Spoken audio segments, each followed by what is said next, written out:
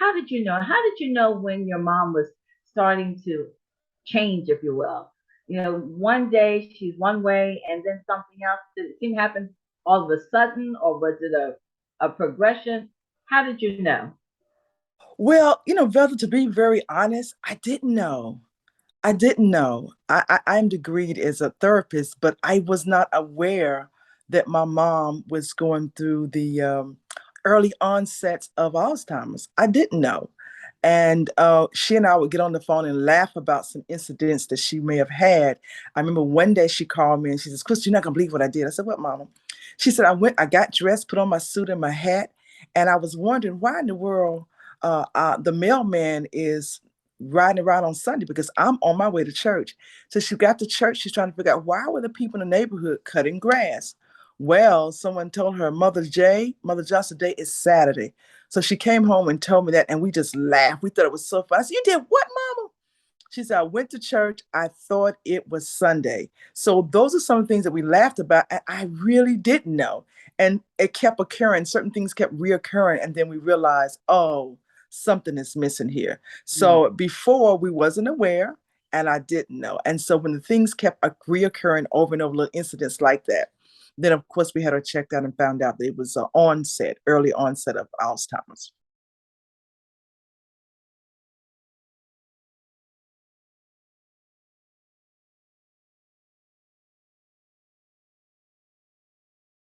And I am ready. And I'm going to start just by saying greetings to all of the caregivers.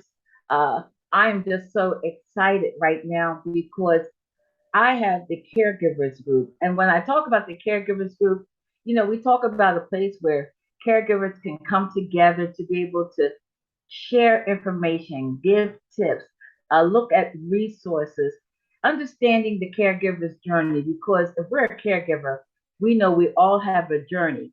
And sometimes our journeys may be similar, they may be different. But the important part to remember is that we're not on this journey alone. So, one thing that I'm really excited about by having the caregivers group is the opportunity to meet so many awesome, amazing caregivers. And today, I just consider myself so fortunate that we're having a conversation with Crystal. And Crystal, I just want to say good afternoon to you. And when we talk about Facebook, one of the great things about Facebook is the fact that it's allowed us to meet each other. And for me, just to find out about the things that you're doing in the caregivers world and as it relates to your mom. So I just want to say hi, and I feel like we've known each other for a long time. Well, thank you so much. Thank you so much for the opportunity to share. And thank you for thinking enough of me to even invite me to even share on your platform. I am elated. Thank you so much. Well, when you talk about sharing on my platform, when I saw the work that you're doing and the fact that you are actually documenting the caregiver's journey, and everything that you are doing, that made me say, like, you know what? This is someone I need to talk to. Because when you talk about your mom, and I was the caregiver for my mom, and when you think about just that whole experience and just the things that you go through, but the fact that you have actually documented so much of your experience with your mom. So, first of all, I just want to ask, how long have you been on the journey? 8 years. We've been on this journey for 8 years now. Okay, 8 years. And I know that you have a platform that actually talks about Mama J. Did I say That that is correct. That is correct. I right? initially didn't have any idea about starting a platform. I was just, some of the changes that you go through with Alzheimer's and dealing with some of the, things that they go through. I just start videotaping it and just say, well, I'm going to make the best of it. I've always videotaped her. So I just continue videotaping her, even with some of the silly things that she say. And instead of me, it's like, oh my gosh, she's saying the same thing over and over again. I just start videotaping it and making it into joy and laughter. And I think that's one of the things that sometimes we lose, on the other journey, especially when you start talking about Alzheimer's and dementia, being able to laugh, laugh at some of those moments and just to be kind of energized from it, even in what some people may consider some of those rough, tough times. you know. So can you just share a little bit about how did you know? And that's something I know that we talked about. How did you know? How did you know when your mom was starting to change, if you will? You know, one day she's one way and then something else. Did it seem to happen all of a sudden, or was it a progression? How did you know? Well, Velda, to be very honest, I didn't know. I didn't know. I'm degreed as a therapist, but I was not aware that my mom was going through the early onsets of Alzheimer's. I didn't know. And she and I would get on the phone and laugh about some incidents that she may have had. I remember one day she called me and she says, "Chris, you're not gonna believe what I did." I said, "What, Mama?" She said, I got dressed, put on my suit and my hat, and I was wondering why in the world the mailman is riding around on Sunday because I'm on my way to church." So she got to church. She's trying to figure out why were the people in the neighborhood cutting grass. Well, someone told her Mother Johnson Day is Saturday. So she came home and told me that, and we just laughed. We thought it was so fun. I said, "You did what, Mama?" She said, "I went to church. I thought it was Sunday." So those are some of the things that we laughed about. And I really didn't know. And it kept occurring. Certain things kept reoccurring. And then we realized, oh, something is missing here. Mm. So before we wasn't aware and I didn't know. And so when the things kept reoccurring over and over, little incidents like that, then of course we had her checked out and found out that it was an early onset of Alzheimer's. Mm. So again, we talk about the early onset of Alzheimer's, and I think that that's something that so many of us have to acknowledge that sometimes we really don't know. You Mm-mm. know, it's something is going on, but what is it that's going on? You know, and that's the hard part, being able to identify and then look at what to do. So again, just if you can just share a little more about what is it that you did once you realized what was going on. What did you do? I'm ashamed to say it took me probably about a year to realize it was really something going on because she lived by herself in a senior citizen area with a lot of other senior citizens. She was still driving, she was still doing everything that she normally does. But because I wasn't there to see the day to day interactions, I couldn't see it. Because when she talks on the phone, if you see her even on my Facebook page, she presents very, very well. You're not able to see it. And so what happened was I remember one day my brothers called me and my daughter, and they were all upset because Mama said that somebody had taken her pocketbook and she lost her pocketbook. Mind you, she visits me in Florida at the time all the time, and she would leave some clothes here and some of her pocketbooks. And she had left it in Florida, but she had the whole family in an uproar saying that she had lost something. And then we start recognizing, and then she said she was losing her keys. And we realized, and then she was very adamant about, I lost it. I know I had my pocketbook. Had everybody upset. And then when I went and took her to the doctor, we realized it was really the early onset of Alzheimer's and a little short-term forgetfulness. And she just didn't remember. And in her mind, she knew what she was saying and she was right. And if you have a parent that normally is pretty on point, lives by themselves, normally take care of themselves, you really believe they're correct in what they're saying. So it was probably about a year before we really realized what was really going on because we did not live with her and had day-to-day interactions as far as seeing things changing by the moment. And I think that's one of the challenges that we really do face as far as those changes and what do those changes really represent? Because we know that we all can be forgetful sometimes. I mean, Mm-hmm. we can all talk about, hey, we misplaced something, we lost something, and some of that can be considered quote normal. But when it's constantly occurring, and looking at what does that mean as far as actually some changes, that's taking place. Because I know that, with my mom, you know, the grandkids were the first ones to actually identify, like, whoa, something is going on different, here. So again, just being able to identify it and then looking at what do you do as far as moving forward. One thing I have to say is that you have been such an encouragement. And when I say an encouragement, we know that on this journey, there's the good times, there's the bad times, there's the rough times, the ups, the downs. Can you just share a little bit of that roller coaster ride that I guess you experienced as the caregiver for your mom? Yeah, I think that the first thing is understanding as a caregiver. And that I did not initially, understanding that the emotional roller coaster that they're going through in their minds. We think they're just saying the same thing over and over and they're just doing stuff purposely, but that is not true. They're fighting, they're trying to figure out what is going on themselves. So I first had to go take a step back, and I took some join a support group. That's one of the things I did. I joined a support group. And then when I realized that Alzheimer's and dementia was affecting people in all kinds of ways, some people were angry. They was done with their loved ones that were angry. Some was aggressive, fighting them.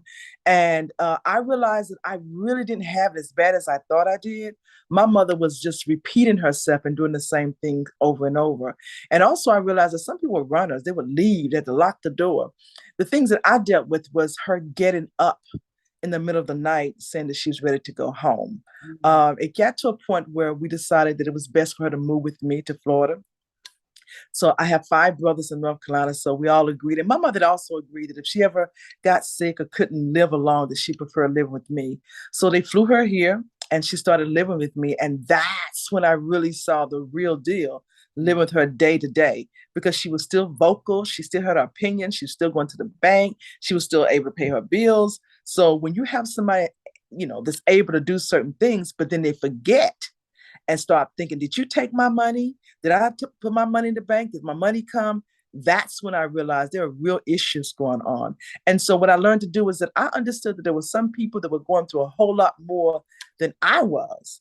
And I was thankful that mine were minimal. The issues that I was dealing with was minimal compared to some of the things I learned in the support class. In the support class, I started learning about the different phases of Alzheimer's and dementia, and how it can affect certain parts of the brain. And so with that, I started saying, well, it's really not that bad with me. Oh, she talks a lot and she repeats herself. But I understood that it wasn't her. Who my mother was not the same person. And I just remember her as she was and not what she was portraying presently. And I just say, if my mother, that is not my mother. She would not say that. She would not do that. She would not act that way. When I took that part of myself out and start realizing it wasn't her, then I was able to deal with it a whole lot more. And then, of course, I had support. Some people don't have support. I have my husband. He's very, very supportive. So understanding that what's going on in their mind, they don't see the way we see. They don't think the way we think. They're not clear, and a whole lot of stuff is going on in their brains.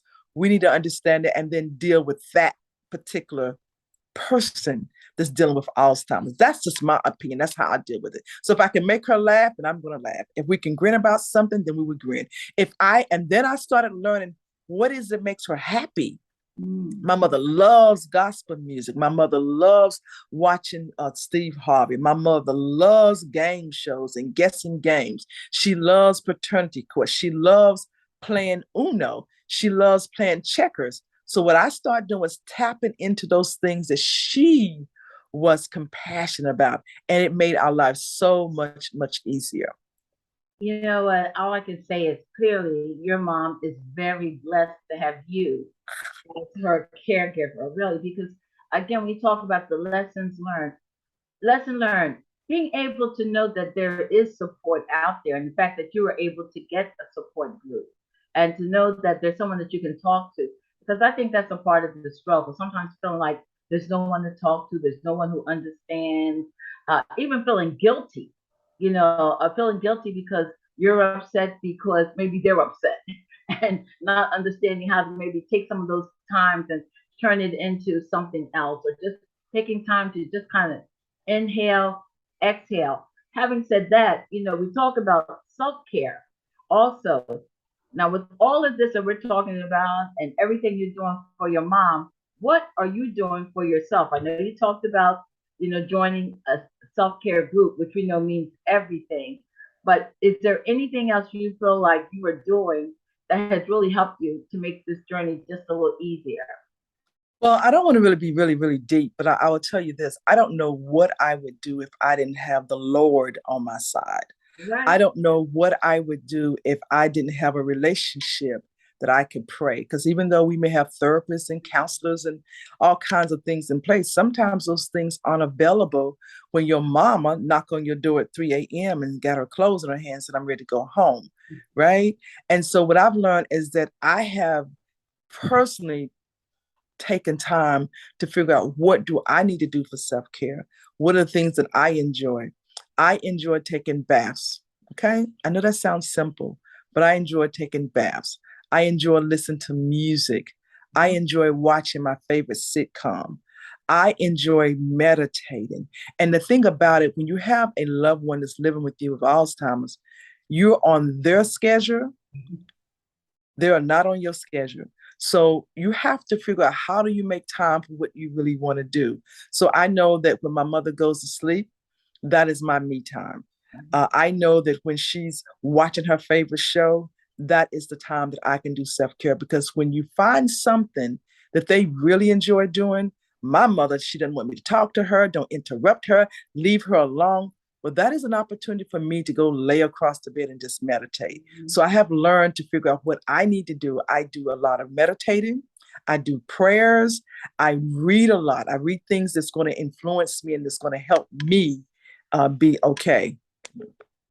Crystal, again, all of that means so much. And again, just finding those things that mean so much to yourself. I have to say also, I know the power of prayer. And again, not anything to take for granted, but again, prayer, meditation, finding those things that's actually going to work for you. So again, this has just been such an amazing conversation. I have to say too that when we talk about Alzheimer's and dementia, one of the things that I've heard so many people also talk about is the power of music, and you talked about that also with your mom. And I was so happy to see one of your videos. You have so much, that's documented there. But I saw your mom just enjoying and just being able to participate in this, I think it was a church service, but again, just the hand clapping and singing and all that, just finding those things that's actually going to work and make a difference.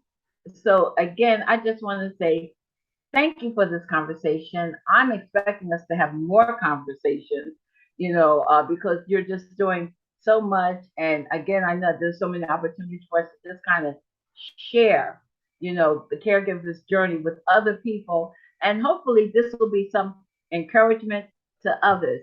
So in closing, Crystal, what are some last minute things you'd like to share or mention? Please do. Well, I have a couple of things. I have started this journey, my our 8 year journey on my mother's journey of Alzheimer's. And so what I decided to do, I have videos of everything. I have over 4,000 videos. I have when she was first diagnosed. I have her doctor's appointments, when blood was drawn, everything that you can think of, I have it. And what I've learned is that when you don't know something, it is very, very difficult for you to be, handle whatever situation is. I didn't know about Alzheimer's and all of the changes that I've gone through understanding what the disease is about, what it's like, what I need to do, what is she going through. I have learned that I feel that I have a wonderful platform that I can share with others. My mother's videos on my social media platform, it's called Crystal Thomas. And then I do have another platform from Facebook that's called Mother J. It started off with Crystal's photo finishing, but it's Mother J. And what I do, I just try to share some tidbits. I try to share some of my innermost feelings of what I am going through, because we're all going through some things.